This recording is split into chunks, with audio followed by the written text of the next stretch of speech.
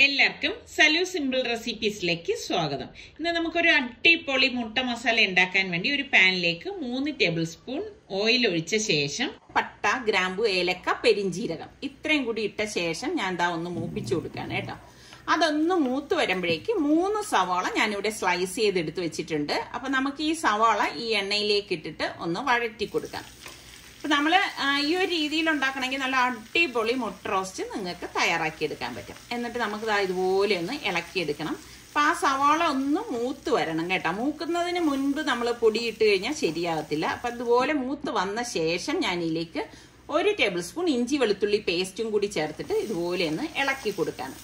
അപ്പൊ അതെല്ലാം ഒന്ന് യോജിച്ച് വന്ന ശേഷം നമുക്ക് ഇനി ഇതിലേക്ക് ഞാനിവിടെ ഒരു 3 പച്ചമുളക്, ഇതുപോലെ ചെറിയ പച്ചമുളക് അരിഞ്ഞെടുത്തതും കുറച്ച് കറിവേപ്പിലയും കൂടി എടുത്തിട്ടുണ്ട്. അതും കൂടി ഇട്ടിട്ട് നമുക്കൊന്ന് ഇളക്കി കൊടുക്കാം.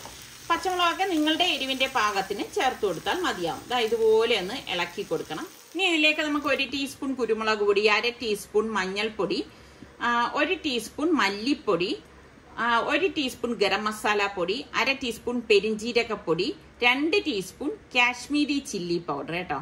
അതാകുമ്പോൾ അധികം എരിവുണ്ടാവില്ല, എന്നാൽ നല്ല കളറും ആയിരിക്കും. പിന്നെ പാകത്തിനുള്ള ഉപ്പ് ഇട്ടിട്ട് നമുക്കിതൊന്ന് വഴറ്റി കൊടുക്കാം. അപ്പോൾ ഇതുപോലെ ഒന്ന് വഴറ്റി കൊടുക്കണം.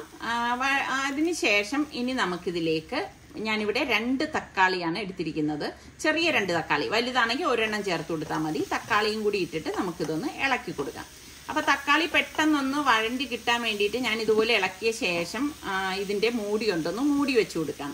2 മിനിറ്റിന് ശേഷം നമുക്ക് മൂടി മാറ്റിയിട്ട് വീണ്ടും ഇളക്കി കൊടുക്കാം. അപ്പം ഈ ചൂട് കൊണ്ട് തക്കാളിയൊക്കെ പെട്ടെന്ന് നമുക്ക് ഉടഞ്ഞു കിട്ടും. ഇതുപോലെ ഒന്ന് ഉടച്ചെടുക്കണം. അതിനുശേഷം നമുക്കിനി ഇതിലേക്ക് തിളച്ച വെള്ളം വേണം ഒഴിച്ചു കൊടുക്കാനുള്ളത്. മസാല നികക്കെയുള്ള തിളച്ച വെള്ളം ഞാൻ ഒഴിച്ചു കൊടുക്കാണ്. തിളച്ച വെള്ളം തന്നെ ചേർത്ത് കൊടുക്കണം കേട്ടോ. എന്നിട്ട് ഇതുപോലെ ഒന്ന് ഫ്ലെയിം ഒന്ന് കൂട്ടി കൊടുക്കണം. എന്നിട്ട് ഞാനൊന്ന് മൂടി വെച്ച് കൊടുക്കാണ്. ഇപ്പൊ ഞാൻ പുഴുങ്ങിയ മുട്ട തോല് കളഞ്ഞെടുത്തിട്ടുണ്ട്. ഇതൊന്ന് വരഞ്ഞെടുത്തിട്ട് വരാം. അപ്പൊ ഞാൻ ഇതിന്റെ അടപ്പ് 2 മിനിറ്റിന് ശേഷം അടപ്പ് മാറ്റിയിട്ട് വീണ്ടും ഒന്ന് ഇളക്കി കൊടുക്കണം. അപ്പൊ ഫ്ലെയിം ഞാൻ മീഡിയം ഫ്ലെയിമിലാണ് വെച്ചിരിക്കുന്നത്. ഇതുപോലെ ഒന്ന് ഇളക്കി കൊടുക്കണം. ഇളക്കി കൊടുത്ത ശേഷം നമുക്ക് ഈ വരഞ്ഞു വെച്ചിരിക്കുന്ന മുട്ട ഇതിലേക്ക് ഇട്ട് കൊടുക്കാം. അതല്ല, നിങ്ങൾക്ക് കട്ട് ചെയ്തെടുക്കണമെങ്കിൽ കട്ട് ചെയ്ത് വേണമെങ്കിലും ഇട്ട് കൊടുക്കാം. ഈ ഒരു രീതിയിൽ വേണമെങ്കിലും നമുക്ക് മുട്ട ഇതിലേക്ക് ചേർത്ത് കൊടുക്കാവുന്നതാണ്. എന്നിട്ട് ഇനിയിപ്പോ ഈ മസാല നമുക്ക് ഈ മുട്ടയുടെ മീതെ ഇതുപോലെ ഒന്ന് കോരി ഒഴിച്ചു കൊടുക്കാം. ഒഴിച്ചിട്ട് ഞാൻ ഇവിടെ ഫ്ലെയിം കൂട്ടി തന്നെയാണ് വെച്ചിരിക്കുന്നത് കേട്ടോ. എന്നിട്ട് ഇതുപോലെ ഒന്ന് ഇളക്കി കൊടുക്കണം. അതായത് അടുക്കി പിടിക്കാതിരിക്കാൻ പ്രത്യേകം ശ്രദ്ധിച്ചേക്കണം കേട്ടോ. അതില് നമ്മൾ വെള്ളം ഒഴിച്ചതിന്റെ ആ വെള്ളമൊക്കെ ഒന്ന് വറ്റി ഒന്ന് ചാറൊക്കെ ഒന്ന് കുറുകി വരും കേട്ടോ. കറക്റ്റ് ആ ഒരു മസാല പരുവം നമ്മൾ ഈ റെസ്റ്റോറന്റിൽ നിന്നൊക്കെ വാങ്ങിക്കുമ്പം ഉള്ള മുട്ടക്കറിയുടെ ആ ഒരു പരുവമായിട്ടുണ്ട്. ഈ മുട്ടയിൽ മസാലയെല്ലാം പിടിച്ചു വന്നിട്ടുണ്ട്. നല്ല അടിപൊളി മുട്ട മസാലക്കറിയാണ്. അപ്പൊ നിങ്ങൾ ട്രൈ ചെയ്ത് നോക്കിയിട്ട് ഫീഡ്ബാക്ക് തരണം കേട്ടോ. അതുപോലെ തന്നെ നമ്മളുടെ ചാനൽ സബ്സ്ക്രൈബ് ചെയ്യാത്ത ആരെങ്കിലും ഉണ്ടെങ്കിൽ നിങ്ങൾക്ക് ഇഷ്ടപ്പെടാണെങ്കിൽ സബ്സ്ക്രൈബ് ചെയ്യാനും ലിങ്ക് ഫ്രണ്ട്സിനൊക്കെ ഷെയർ ചെയ്യാനും മറന്നു പോരുതേ.